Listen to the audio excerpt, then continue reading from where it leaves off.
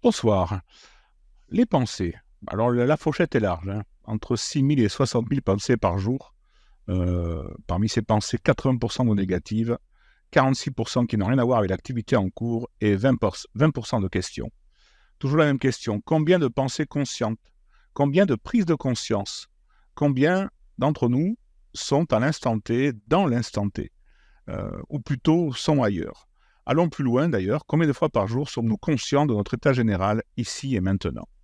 En fait, nous sommes très souvent partagés entre le passé, parfois, le futur, souvent, et le vivre à l'instant présent, très rarement.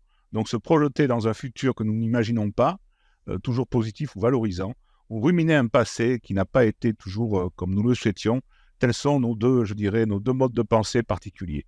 Euh, Sans aucune conscience du corps, bien sûr, et de ses émotions.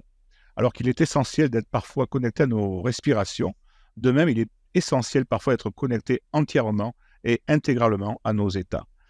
Combien d'entre nous le sommes? Et en fait, très peu. Donc, comment faire en fait pour se connecter? Il existe un exercice très simple. C'est ce qu'on appelle la météo.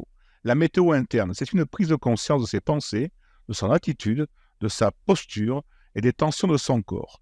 Euh, on pourrait utiliser l'acronyme EMP, émotion, mentale, physique. Donc c'est une prise de conscience de ces états, de ce que l'on vit ici et maintenant.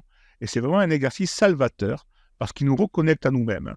Et il nous redonne ce que nous devrions être. En fait, nous pouvons le faire, par exemple, comme une superposition de routine. Dès que je prends un verre d'eau, ou dès que je fume, ou dès que je sors, eh bien, je fais une météo interne.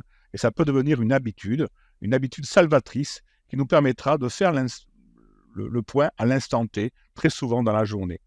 Très bonne soirée à tous et à toutes.